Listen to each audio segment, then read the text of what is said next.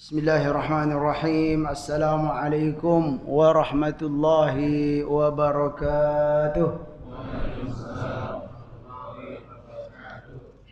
Alhamdulillahi rabbil alamin. Nahmadullaha ala ni'amihi bi jami'i mahamidih wa nuthni alayhi bi alaihi fi badi'il amri wa a'idih wa nashkuruhu ala wafiri ata'ihi wa rafidih ونعترف بلطفه في مصادر التوفيق وموارده وأشهد أن لا إله إلا الله وحده لا شريك له وأشهد أن سيدنا محمدا عبده ورسوله لا نبي بعد اللهم صل وسلم وبارك على نبينا محمد وعلى آله وصحبه أجمعين أما بعد فقال الله تعالى في القرآن الكريم أعوذ بالله من الشيطان الرجيم بسم الله الرحمن الرحيم فتعالى الله الملك الحق ولا تعجل بالقرآن من قبل أن يقضى إليك وحيه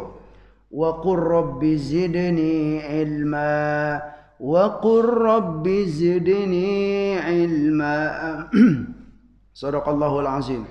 Jamaah sekalian yang dimuliakan oleh Allah Subhanahu wa taala, para ustadz, para guru, para orang tua kami yang sempat hadir di majelis ini, mari kita sama-sama meningkatkan ketakwaan dan kesolehan diri, bersyukur kepada Allah Subhanahu wa taala atas segala nikmat yang telah dikaruniakannya kepada kita, kepada kedua orang tua kita dan kepada seluruh hamba yang kita sayangi dalam hidup ini. Salawat dan salam semoga selalu disampaikan Allah kepada baginda Nabi Muhammad sallallahu alaihi wasallam.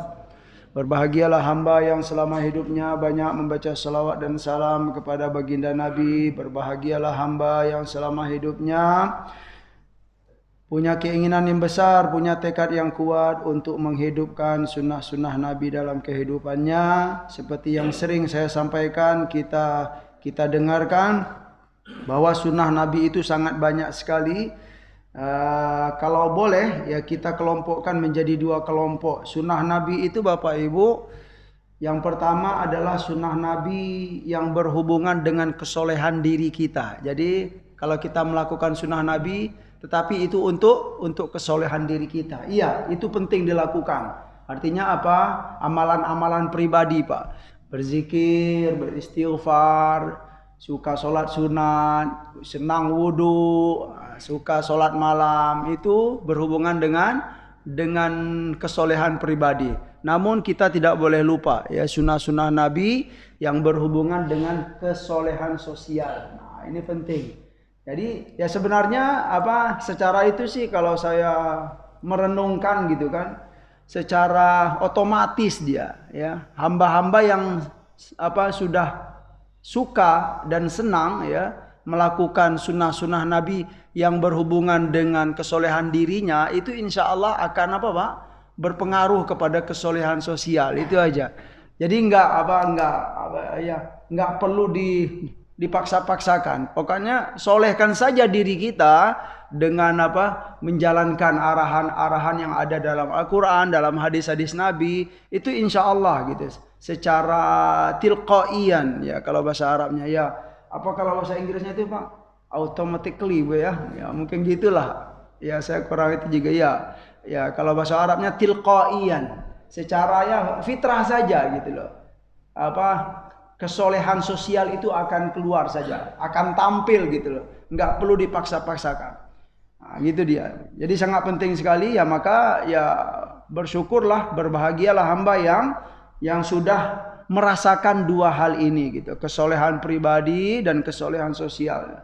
Namun semua itu ya akan kita dapatkan tentu dengan taufik dan petunjuk dari Allah Subhanahu wa taala. Bukan karena kemampuan kita, bukan karena kecerdasan kita, bukan karena memang bukan apa-apa ya, karena semuanya adalah dari Allah Subhanahu wa taala. Baiklah Bapak Ibu yang dimuliakan Allah Subhanahu wa taala. Di pertemuan yang terakhir ya, yang lalu kita sudah nyampe hadis ke-100 di sini. Ya, hadis ke-100 Yaitu tentang apa kemarin? An Abi Hurairah radhiyallahu anhu qala Rasulullah sallallahu alaihi wasallam, dari sahabat Nabi yang bernama Abu Hurairah, dari apa? Beliau menyampaikan qala Rasulullah sallallahu alaihi wasallam. Rasulullah sallallahu alaihi wasallam bersabda, al mu'minul qawiyyu ya khairun wa ahabbu ilallahi minal mu'min ad-dha'if. Nah, ini kata Nabi, Pak. Mukmin yang kuat itu lebih apa? Lebih baik dan lebih dicintai oleh Allah daripada mukmin yang lemah. Tapi ingat loh, ya, jangan mentah-mentah pula gitu, Pak ya. Wa fi kullin khair, kata Nabi. Ingat, sekalipun iya memang ya ada apa istilahnya, istilahnya Allah lebih cinta dan itu lebih baik ya, dalam pandangan Allah mukmin yang kuat daripada mukmin yang lemah. Tapi ingat kata Nabi di sini, wa fi kullin khair.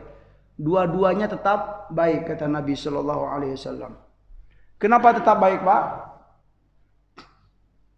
Siapa yang kira-kira yang bisa menjawab? Kenapa dua-duanya ini kata Nabi tetap baik? Itu dia, Pak, Masya Allah. Karena masih sama-sama beriman. Jadi iman itu memang modal yang sangat berharga sekali. Kalau ada dalam hati kita iman, mau bagaimanapun keadaan kita, itu nih Pak ya. Bagaimanapun keadaan kita. Kalau boleh kita kasih contoh, ada mukmin yang punya harta banyak, ya Pak ya. Ada mukmin yang tidak terlalu banyak hartanya. Ini contoh. Kira-kira mana Pak? Sama-sama soleh nih, sama-sama suka berinfak. Mana yang lebih disukai oleh Allah Subhanahu Wa Taala?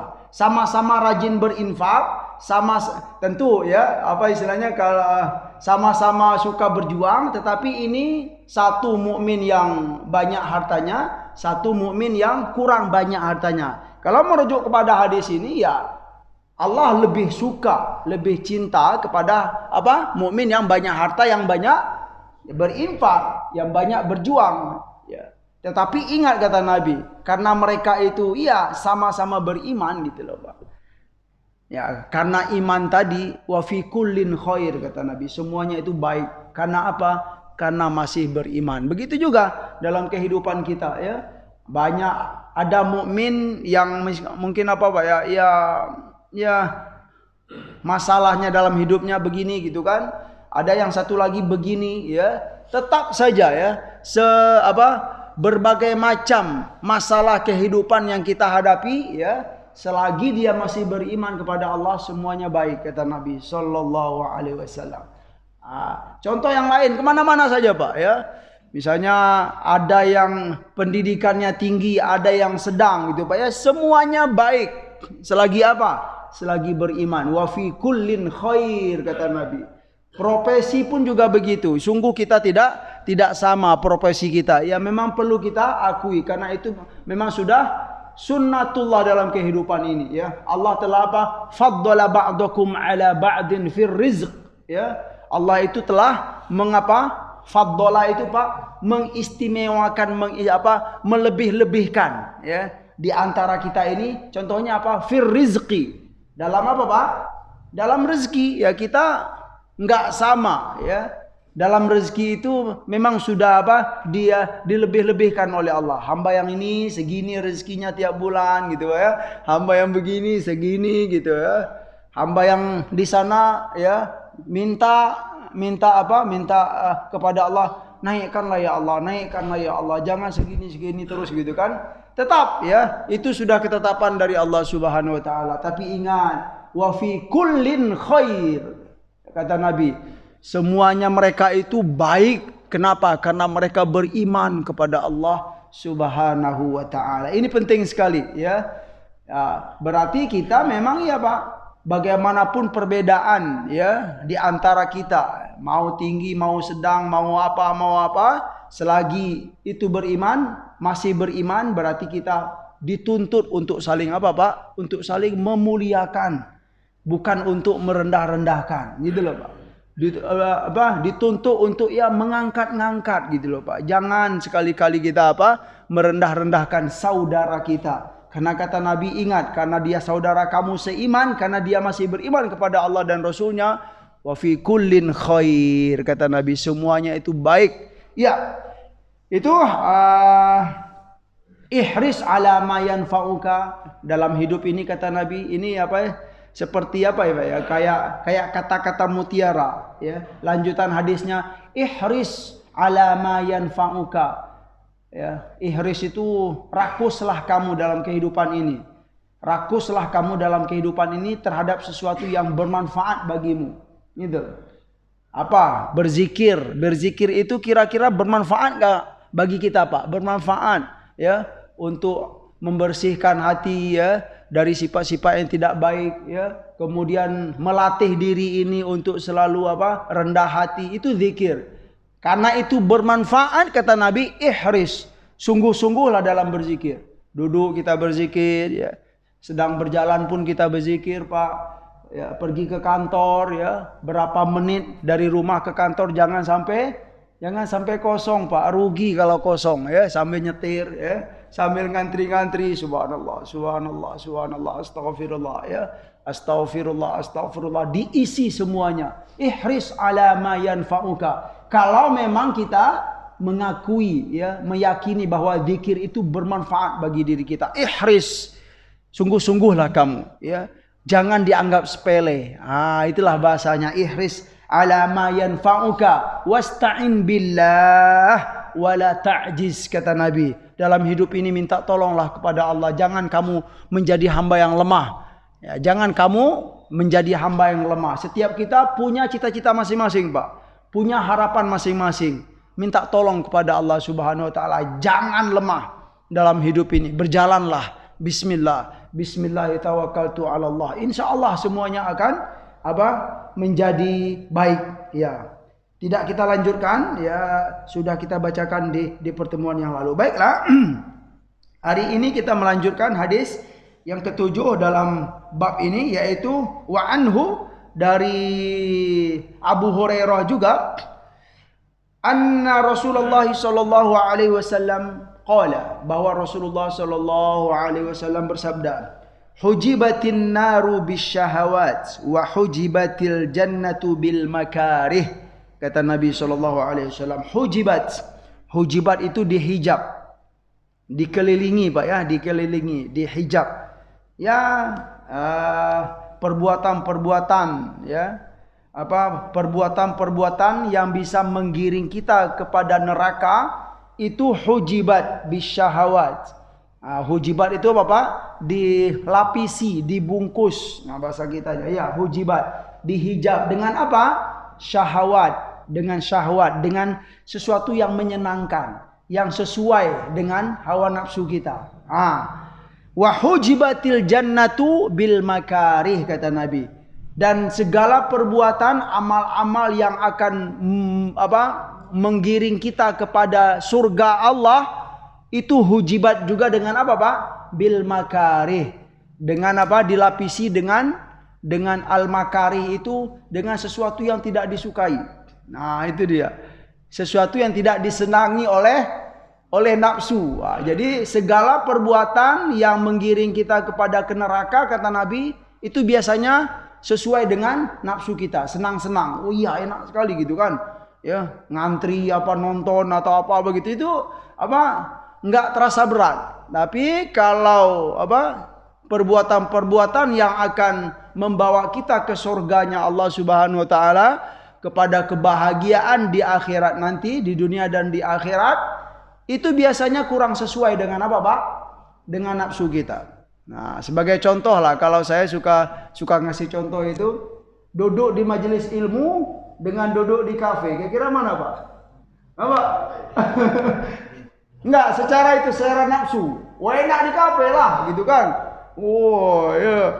Kalau kafe pakai bisa ngopi, bisa angkat-angkat kaki, bisa apa-apa lah gitu. Ya, itu hawa nafsu, ya. Ya, ini bukan berarti kita nggak boleh duduk di kafe, boleh saja, ya.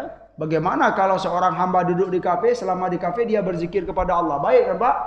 Ya, baik semua. Tapi itu sebagai gambaran, ya. Biasanya kalau yang menggiring kita kepada sesuatu yang berleha-leha, itu disukai oleh diri kita, ya. Bukan duduk di kafe itu masuk neraka. Ingat nih Pak, ini salah paham lagi. Wah ini Ustaz ini bahaya ini ya, mengharamkan duduk di kafe. Tidak. Saya juga suka gitu kan, duduk-duduk di kafe, tapi ingat gitu ya, kita harus ya ada kaedah-kaedah yang harus dijaga. Iya, kalau tiba waktu sholat ya kita pun harus mikir-mikir, oh ini ya harus siap-siap gitu kan. Begitu maksudnya ya, maksud saya itu ya senang-senang gitu loh.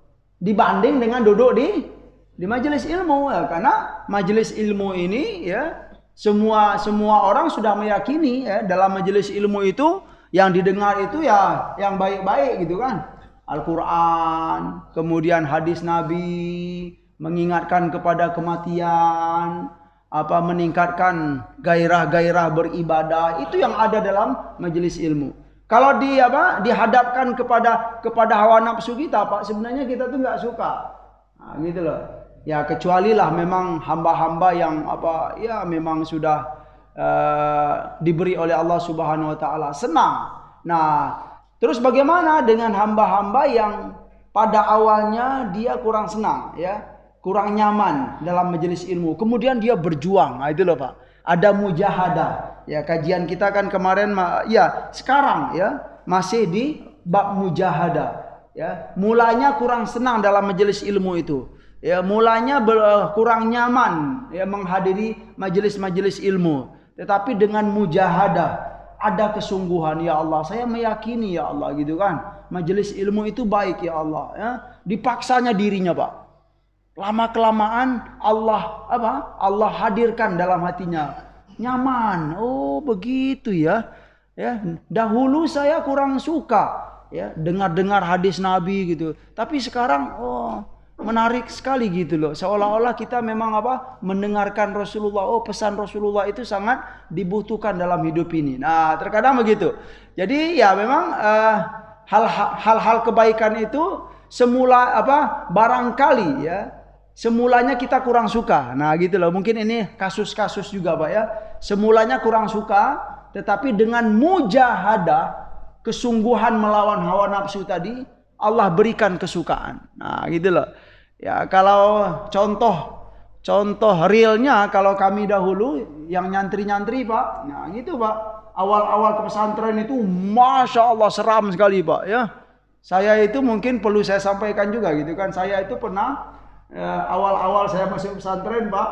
Hari ini masuk pesantren, besok nyampe ke rumah. Iya, kabur saya, Pak. La ilaha illallah. Iya, ya.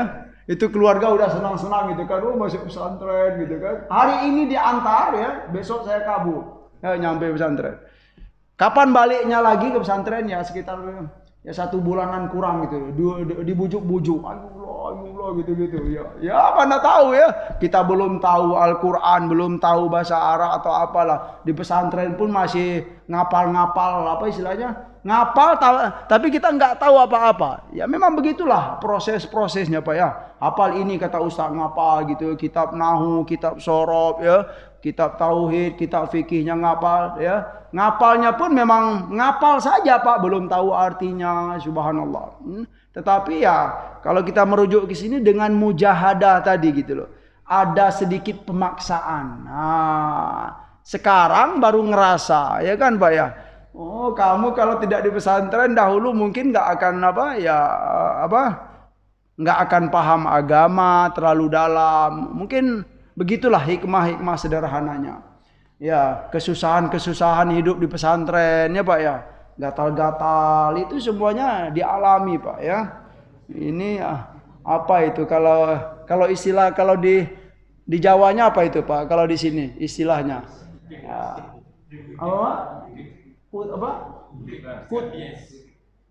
Kuting.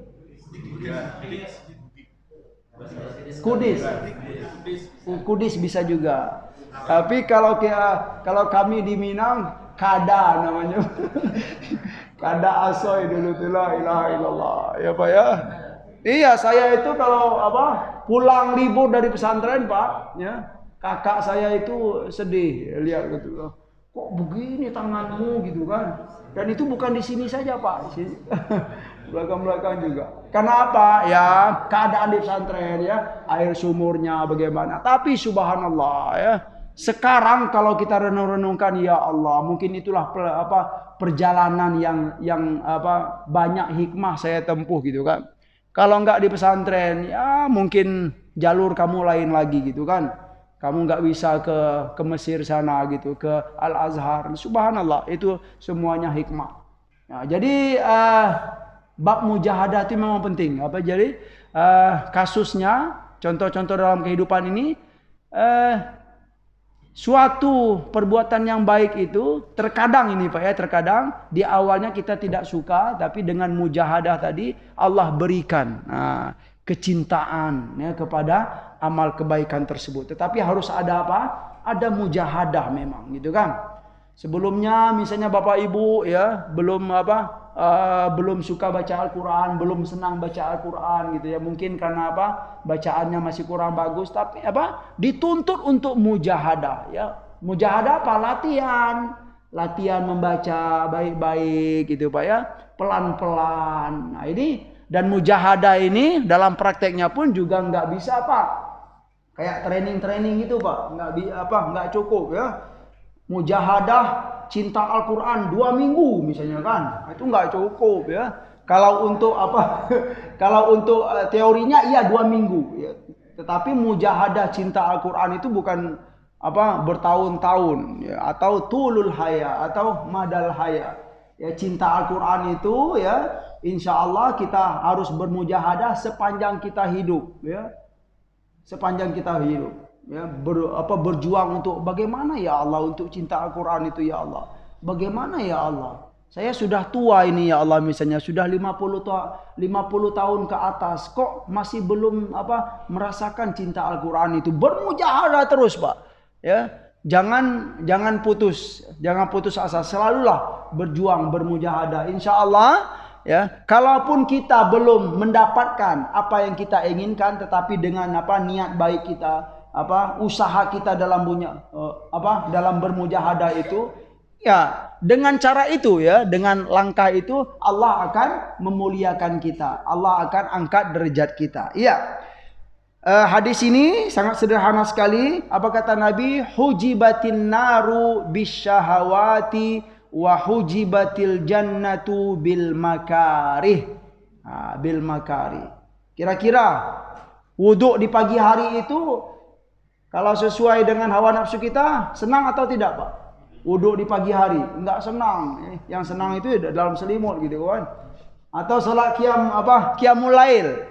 Qiyamul lail itu kalau secara hawa nafsu senang atau tidak? Enggak suka gitu loh. Hawa nafsu paling bilang gitu, kalau kita mau bangun malam itu Pak, malam masih panjang, katanya gitu. Ya, senangnya begitu. Nah, itulah perjuangan hamba. Si nafsu bilang malam masih panjang, kita bilang tidak. Gitu. Bangun pelan-pelan. Nanti kita akan dikuatkan juga dengan hadis-hadis Nabi ya. Ingat bagaimana kata Nabi sallallahu alaihi wasallam agar kita mau untuk melawan hawa nafsu yang suka berleha-leha, yang suka senang-senang ya, suka menjalani waktu itu dengan kosong saja. Diingatkan oleh hadis-hadis Rasulullah sallallahu alaihi wasallam. Ya. Hadis kedua hari ini, wa an Abi Abdullah Hudzaifah ibn al-Yaman radhiyallahu anhuma qala shallaitu ma'an nabi sallallahu alaihi wasallam dzata lailatin. Nah, ini Pak, Hudzaifah bin Yaman, beliau menyampaikan kisah dia dengan Nabi sallallahu alaihi wasallam. Apa kisah dia? Ya. Shallaitu ma'an Nabi sallallahu alaihi wasallam dzata lailatin. Ya, suatu malam aku salat dengan Nabi. Masya Allah. Betapa senangnya Pak ya, salat dengan Nabi Pak. Hudzaifah bin Yaman ini, aku suatu malam salat bersama Rasulullah sallallahu alaihi wasallam. Faftatahal Baqarah. Ya Pak. Salat pembukaan Nabi itu dengan surat Al-Baqarah Pak. Ya, surat Baqarah ya, tetapi beliau faqultu kemudian beliau menyampaikan yarka'u indal mi'ah. Beliau buka salat malam Rasulullah sallallahu alaihi wasallam dengan surat Baqarah, beliau ruku Baru ruku itu di ayat ke-100. Ayat ke-100 silakan cek kalau surat Al-Baqarah itu ayat ke-100 sekitar 6 lembar. Nah, 6 lembar Pak, berarti sekitar 12 halaman atau 11 halaman. 11 halaman Al-Quran baru ruku Nabi SAW. Ruku pertama. Nah, itu kata siapa? Hudzaifah bin Yaman. Yarka thumma mado. Kemudian beliau berlalu dari solatnya tersebut. Faqultu yusolli biha rakaah famado. Begitu Rasulullah sallallahu alaihi wasallam salat rakaat, satu rakaat itu berapa Pak? Di ayat ke-100 surat Al-Baqarah ruku famado tsumma yarka biha ya. Setelah itu rakaat keduanya bangkit, beliau membuka salat beliau itu dengan surat An-Nisa. Faqara'aha ya. Kemudian salat lagi Rasulullah sallallahu alaihi wasallam, thumma iftataha ala Imran faqara'aha. Nah, surah Ali Imran dibaca oleh Nabi sallallahu alaihi wasallam. Yaqra'u mutarassilan ya. Yaqra'u mutarassilan itu ya kayak tartil di kita ya, tidak terlalu cepat. Nabi baca pelan-pelan. Ya, kalau 100 ayat surat Baqarah kalau baca pelan-pelan itu nah iya, tapi ingat nanti bagaimana sikap ya para sahabat salat bersama Rasulullah sallallahu alaihi wasallam. Kita akan dapat gambaran ya. Terus Nabi sallallahu alaihi wasallam kata Hudzaifah bin Yaman ini Pak, idza marra bi ayatin fiha tasbihun sabbaha. Ini cara Nabi baca Al-Qur'an. Dan cara ini bisa kita praktekkan dalam dalam sholat maupun di luar sholat. Nabi itu kalau baca Al-Quran, kalau bertemu dengan ayat-ayat ya dan yang memerintahkan untuk bertasbih kepada Allah, sabbaha, Nabi pun bertasbih. Nah, gitu loh. Nah, contohnya wasabbih bihamdi rabbika wastaghfir, misalnya kan wasabbih. Nah, saat kita baca wasabbih itu Pak, kita baca subhanallah, subhanallah. Maha suci engkau ya Allah ya. Kemudian misalnya ya ayyuhalladzina amanu dzkurullaha dzikran katsira. Wahai orang-orang yang beriman, udzkurullaha dzikran katsira, berzikirlah kepada Allah, ingatlah kepada Allah dengan yang banyak, dengan zikir yang banyak. Nah, di saat kita membaca udzkurullah boleh ya, disunahkan kita untuk berzikir. Nah, berarti kalau udzkurullah berarti bebas zikirnya, serah kita ya. Baca la ilaha illallah misalnya, la haula wala quwata illa billah. Boleh Pak. Nah, gitu loh. Terus wa idza marra bisu'alin sa'ala. Nah, kalau Nabi itu membaca surat atau ayat yang dalam ayat tersebut menyuruh kita untuk meminta kepada Allah, beliau pun sa'al. Beliau pun juga meminta. Nah, gitu Pak ya. Contoh seperti firman Allah, wa qala rabbukum ud'uni astajib lakum. Nah, gitulah. Dan Tuhan kamu berkata, ud'uni astajib lakum. Itu Pak ya. Wahai hambaku, berdoalah kepadaku, astajib lakum. Maka aku akan astajib. Aku akan kabulkan. Nah, saat kita baca itu, wa qala rabbukum ud'uni astajib lakum. Berdoa saat itu. Nah, dalam hati Pak ya. Kalau sedang sholat, dalam hati. Ya. Dan itu dalam hati, kemudian nggak boleh pakai bahasa selain Arab. Itu kalau dalam sholat. Tapi kalau di luar sholat boleh. Nah, mau berdoa pakai bahasa Indonesia silakan. Kalau kita bertemu dengan ayat doa, nah gitu loh. Wa idza marra bi ta'awwadza. Nah, kalau Nabi melewati ya ayat-ayat tentang berlindung kepada Allah ya. Ayat-ayat tentang apa Pak? Tentang neraka, mengerikan sekali. Beliau membaca apa? Ta'awudz, a'udzubillah. Begitu dia beliau baca. A'udzubillah, ya Allah, Allahumma ajirna minan nar. Ya begitu, boleh. Ya Allah, hindari kami dari api neraka ya Allah. Ya. Jangan bahasa Indonesia Pak ya, bahasa Arab kalau dalam salat. Bahaya kalau pakai bahasa Indonesia dalam salat. ya, hindari kami dari api neraka. Batal salatnya, Pak. Tapi kalau kita nyebut apa? Allahumma ajirna minan nar. Boleh dalam salat. Allahumma ajirna minan nar. Allahumma ajirna minan nar. Saat kita bertemu dengan ayat-ayat neraka. Kalau saat kita bertemu dengan ayat-ayat tentang surga, ya Pak ya, menggambarkan tentang keindahan surga, kenikmatan surga, boleh ya. Dalam salat kita baca apa? Allahumma inna nas'alukal jannah. Allahumma inna nas'alukal jannah. Boleh. Jangan sampai apa? Ya Allah, masukkan kami surga ya Allah. Enggak boleh gitu ya kalau bahasa Indonesia. Gitu gambaran salat Rasulullah sallallahu alaihi wasallam. Wa idza marra bi ta'awudin ta'awwadha thumma raka'a. Kemudian beliau pun rukuk seperti biasa yang kita sudah ketahui. Faja'ala yaqul. Nah, kemudian Rasulullah ketika rukuk beliau membaca apa? Subhana rabbiyal azimi. Nah, itu Nabi sallallahu alaihi wasallam. Subhana rabbiyal azimi. Fakana ruku'uhu nahwan min qiyamihi. Dalam hadis ini, Pak, rukuk Nabi itu sama dengan qiyam beliau. Ya Allah, lama sekali berarti rukuk Nabi, Pak ya. Berarti rukuk Nabi itu nahwan itu ya bisa kita pahami mirip-mirip dengan qiyamnya Nabi, berdirinya Nabi. Nah, rukuknya Nabi lama sekali. Berarti beliau banyak mengulang-ulang subhana rabbiyal azimi, subhana rabbiyal azimi. Lama sekali kata beliau, nahwan min qiyamihi.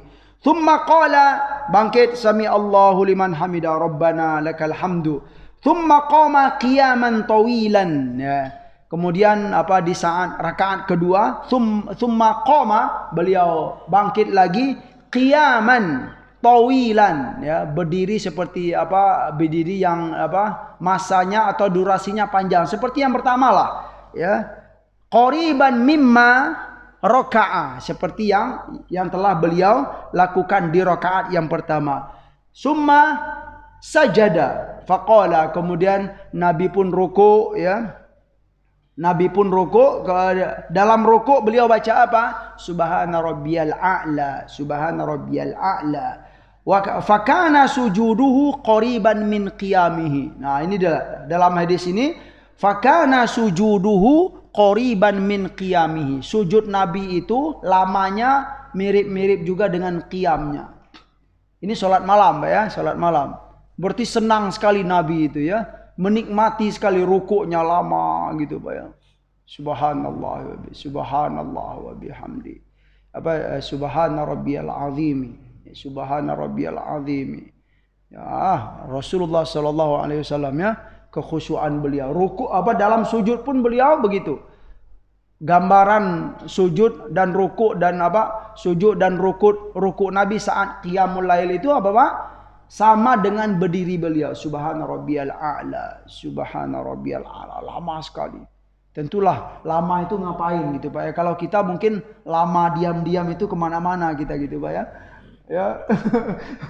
Jangan-jangan ada yang tidur gitu ya. Nggak bangkit lagi, jatuh gitu. Saking kelamanya. Nah, kalau Nabi sudah bisa dipastikan Rasulullah sallallahu alaihi wasallam semakin lama beliau ruku ya, semakin khusyuk ya. Semakin lama beliau sujud, semakin khusyuk. Itulah Rasulullah sallallahu alaihi wasallam. Nah, dari gambaran hadis ini Bapak Ibu ya, saya ingin menyampaikan kita bisa dipastikan nggak mampu untuk melakukan apa yang telah Nabi lakukan. Gitu loh, Pak. Nggak mampu, bisa dikatakan nggak mampu ya. Tetapi setidaknya kita tahu, dapat gambaran. Oh, begitu ya Rasulullah sallallahu alaihi wasallam ya. Wajar beliau jadi Pak? Hamba terbaik ya, idola kita, teladan kita. Begitulah Rasulullah sallallahu alaihi wasallam. Dalam hadis yang sebelumnya bagaimana? Begitu gambaran sholat malam Nabi. Kira-kira berapa waktunya tuh, Pak? Ya. Rakaat pertama 100 ayat, ya. Rakaat kedua begitu juga mirip-mirip ya. Kemudian rukuknya lama, rukuk beliau sama seperti berdiri. Sujud beliau sama seperti berdiri. Kira-kira katakanlah qiyamul lail Nabi itu ya mungkin 2 jam. Ya, 2 jam paling cepat. Gitu loh. Yang menariknya ya ketika ditanya oleh Siti Aisyah bagaimana, wahai Nabi, bukankah dosa baginda sudah dihapuskan ya, dimaafkan oleh Allah, baik dosa-dosa yang telah lalu maupun dosa-dosa yang akan datang ya. Rasulullah ya, para nabi dan para rasul itu bersih dari dosa, maksumun seperti yang sudah kita sampaikan ya. Kenapa baginda masih mau berbuat begini gitu kan? Jawab beliau apa? Afala uhibbu an akuna abdan syakura ya. Tidakkah aku menyukai ya, aku menjadi hamba yang bersyukur kepada Allah Subhanahu wa taala. Jadi ya, banyak nikmat yang kita terima dalam hidup ini dibalas saja Pak. Dengan apa? Dengan banyak solat kepada Allah Subhanahu wa taala, banyak berzikir kepada Allah. Itulah apa setidaknya yang diinginkan oleh Allah Subhanahu wa taala. Allah tidaklah melarang ya, kamu jangan terlalu banyak dapat nikmat, jangan terlalu banyak rezeki. Tidak. Ya, silakan nikmati ya, semua kemudahan hidup ini ya, fasilitas dalam hidup ini, tetapi merujuk kepada apa yang telah dicontohkan oleh Rasulullah SAW. Perbanyak saja ketaatan kepada Allah Subhanahu wa taala, perbanyak solat, perbanyak ruku, perbanyak sujud. Itulah salah satu gambaran kesyukuran kita kepada Allah Subhanahu wa taala. Ada di sini sedikit penjelasan.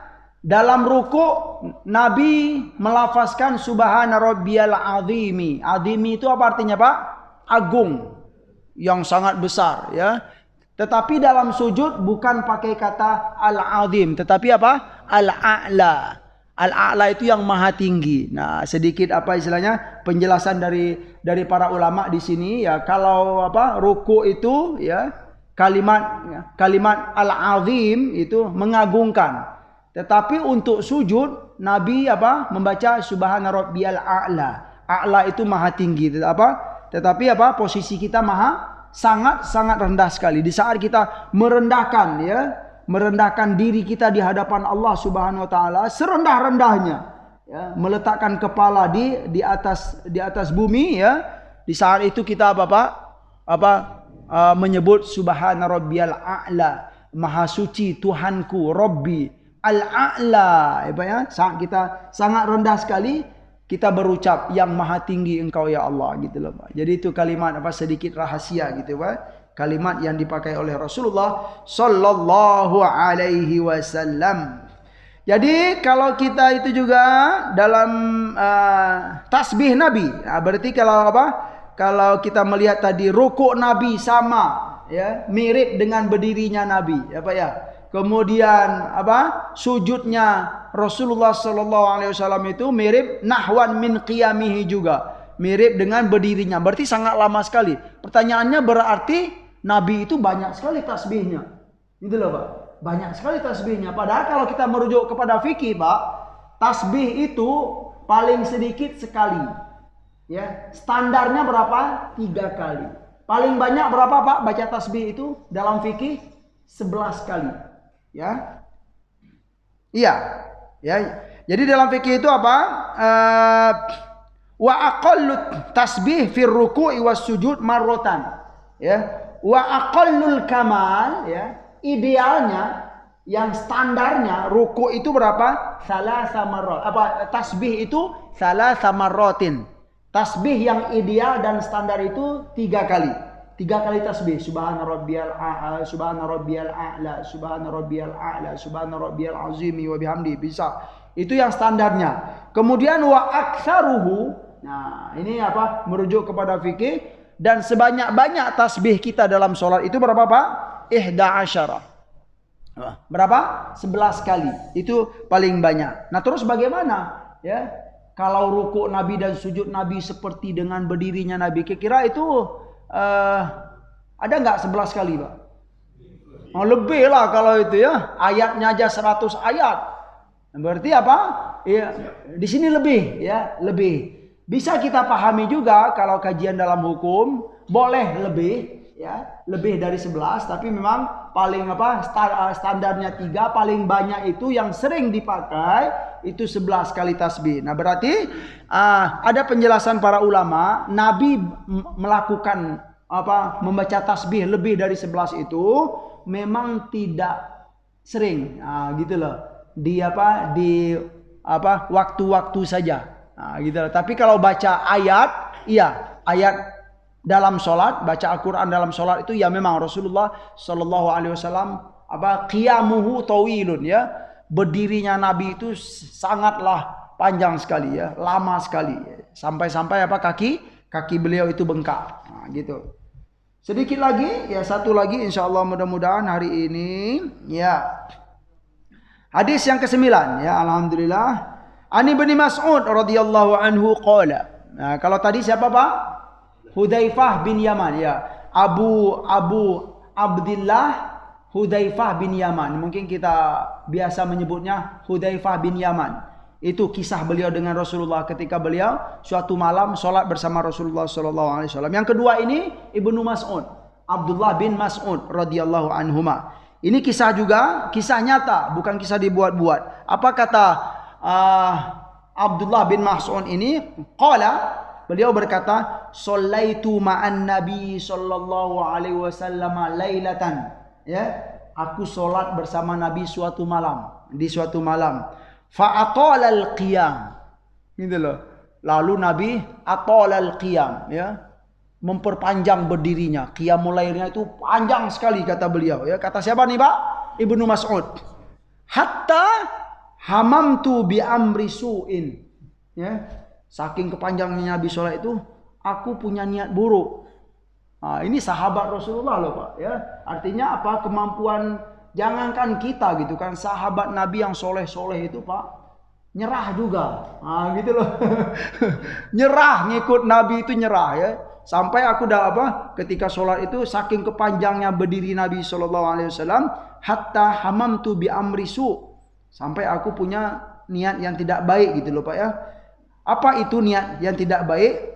Wa ma hamamtu bihi gitu kan. Apa itu niatnya gitu kan? Qala hamamtu an ajlisa wa ada'ahu. Ya, aku punya niat untuk duduk saja.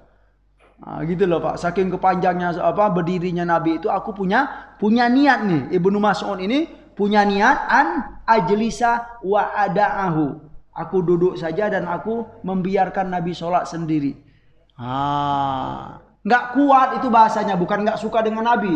Nggak kuat Nabi ya, ngikut baginda itu nggak kuat. Subhanallah ya. Bapak Ibu yang dimuliakan oleh Allah Subhanahu wa taala. Dari sini juga ya, saya juga sering menyampaikan ya, semua kita cinta kepada sunnah Nabi sallallahu alaihi wasallam, tapi ingat ya, tidak ada seorang pun, bisa dipastikan, tidak ada seorang pun yang mampu melakukan sunnah Nabi itu sesempurna Rasulullah sallallahu alaihi wasallam. Ya enggak Pak? Sesempurna Rasulullah sallallahu alaihi wasallam. Dari itu ya, dalam mengamalkan sunnah itu enggak boleh ya kita saling merendah-rendahkan. Ini saya nih sudah banyak ngamalin sunnah, yang lain itu masih level-level bawah. Itu enggak boleh Pak. Ya, jangan begitu. Ya, dalam mengamalkan sunnah itu kita harus saling mendukung. Sekalipun sedikit baru diamalkan. Ya bagus Bapak, bagus Bapak. Ayo kita saling memotivasi, bukan untuk saling merendah-rendahkan. Karena memang itu kesimpulannya. Kesimpulannya apa? Tidak ada seorang pun yang mampu melakukan sunnah Rasulullah sesempurna Nabi Sallallahu Alaihi Wasallam. Sekalipun siapa? Sahabat Rasulullah Sallallahu Alaihi Wasallam. Itu poin yang penting ya. Jangan membiasakan ya merendah-rendahkan dalam suatu amalan-amalan sunnah. Saya sering menyontohkan apa Pak? Saya pakai jenggot gitu kan. Jangan sekali-kali merendahkan orang-orang yang belum pakai jenggot atau tidak pakai jenggot. Ingat ya. Ya, ingat apa? Barangkali beliau itu banyak melakukan sunnah-sunnah yang lain yang kamu hanya mengandalkan ini saja gitu loh. Gitu. Siapa contohnya? Yang mungkin Pak Rizal yang nggak pakai jenggot nih, gitu kan? Saya jangan mentang-mentang saya pakai jenggot, saya melihat beliau, wah itu gimana nggak pakai jenggot, gimana cinta sunnah gitu kan? Ingat gitu loh. Ternyata barangkali saya ini hanya mengandalkan jenggot saja, ya. Beliau ternyata ya mungkin gitu ya, banyak sunnah-sunnah yang dilakukannya. Ternyata kalau dicek, saya ini hanya berapa 1, 2, 3 poin saja, beliau mungkin 12, 13. Nggak tahu kita. Nah, jadi nggak ada gunanya ya untuk saling merendah-rendahkan. motivasilah saudara kita, sekalipun mengamalkan sunnah itu baru sedikit-sedikit. Ayo Pak, alhamdulillah. Mungkin cukup itu Pak ya, sudah habis. Semoga ya pertemuan kita hari ini bermanfaat ya, terutama bagi kami yang menyampaikan dan buat kita semua yang mendengarkan. Kita berdoa kepada Allah dalam penutupan ini bagi saudara kita, sanak famili, tetangga yang sedang sakit, semoga diberi kesembuhan oleh Allah Subhanahu wa taala. Yang sedang menghadapi masalah, semoga dimudahkan dan diberi solusi oleh Allah Subhanahu wa taala. Amin. Allahumma amin. Bapak Ibu, saya mau kasih catatan sedikit gitu kan. Saya ingin bertanya, di masjid ini mana yang banyak di antara kita? Banyak yang pakai kunut atau tidak pakai kunut? Coba Pak, banyak yang pakai kunut atau yang tidak pakai kunut di masjid kita ini? Banyak ya? Banyak yang pakai kunut. Tetapi ada catatan, ketika imam baca kunut ya, saya jarang sekali atau tidak mendengar kalimat amin ya. Bapak-bapak yang di belakang. Kenapa? Malu atau enggak suka baca amin atau bagaimana Pak? Iya. Sungguh itu kurang itu Pak. Jadi kalau imam baca doa, terutama kunut, diaminkan Pak. Amin. Ini pun sedikit pun enggak dengar. Enggak, kalau pelan kedengar Pak. Ya, ini kayak gitu-gitu aja gitu. Pelan Pak, kalau sama-sama itu bergema loh Pak. Ada dalam hadis ya, saya teringat ya. Iya baca Pak, jadi dibaca Pak. Allahumma hdina fiman hadait. Amin. Itu pelan, tuh ada naungnya gitu. Ini enggak gitu. Allahumma hdina fiman hadait. Ya. Bapak, anak, ini saran saya, silakan cek ya, silakan baca di mana saja gitu kan. Makna doa kunut itu apa? Gitu loh. Baik sekali Pak. Kenapa kita nggak mau mengaminkan gitu kan? Allahumma hdina fiman hadait. Ya Allah, beri petunjuk kami seperti hamba-hamba yang telah Engkau beri petunjuk. Amin. Ya. Ya berdoa doa itu untuk diaminkan Pak. Ya, amin itu artinya apa? Allahumma istajib. Ya Allah, kabulkan doa kami ya Allah. Allahumma hdina fiman hadait wa afina fiman afait. Ya Allah, beri kami kesehatan lahir dan batin, dunia akhirat, seperti orang yang telah Engkau beri kesehatan, afiat. Baik enggak doanya itu Pak? Baik. Baca. Amin. Wa afina fiman afait. Terus wa tawallana fiman tawallait. Tolong kami seperti hamba-hamba yang telah Engkau tolong. Ya, kemudian apa lagi? Wa afina fiman afait wa tawallana fiman tawallait wa barik lana fima a'tait. Berkahi kami ya Allah. Berkahi rezeki kami yang telah Engkau beri, seperti Engkau telah memberkahi rezeki hamba-hamba yang telah Engkau beri rezeki mereka. Itu doa baik semua. Apa salahnya kita baca amin? Coba, tadi Bapak bilang pelan gitu kan, tapi saya nggak dengar gitu ya. Ya, adalah dikit-dikit, tapi yang banyak itu kayaknya gini-gini aja gitu loh. Ya, coba pelan Pak, coba saya baca doa, sebut sama-sama pelan. Allahumma hdina fiman hadait. Kalau Pak ini kira-kira betul. Ya. Coba pelan aja Pak, pelan saja. Iya. Pelan saja ya, yang seolah-olah tanpa mengeluarkan energi. Tapi kalau pelan, kalau bersama itu mengaum gitu Pak. Itu dia suara. Coba Allahumma hdina fiman hadait. Nah, itu dia pelan. Amin. Amin ya Allah. Amin ya Allah. Ya, sebaiknya ya tolong silakan cek makna doa kunut itu Bapak Ibu. Pertanyaannya, tidakkah kita membutuhkan doa-doa ini? Nah, gitu loh. Semua kita pasti membutuhkan hidayah Pak. Semua kita pasti membutuhkan kesehatan lahir dan batin. Semua kita ingin rezeki kita diberkahi oleh Allah Subhanahu wa taala. Itu sih sebagai catatan ya. Jangan sampai diam-diam saja gitu Pak ya. Gitu ya. Ya. Lain lagi kasusnya kalau di masjid ini memang banyak yang tidak kunut, enggak apa-apa ya. Makanya saya bertanya gitu loh. Kalau memang banyak kunut tapi suara aminnya kemana gitu loh. Nah, Itu sebagai apa? Sebagai catatan. Terima kasih. Subhanakallahumma wa bihamdika asyhadu an la ilaha illa anta astaghfiruka wa atubu ilaik. Wa sallallahu ala nabiyyina Muhammad wa ala alihi wa sahbihi wasallam. Wa akhiru da'wana anil hamdulillahi rabbil alamin. Wassalamualaikum warahmatullahi wabarakatuh.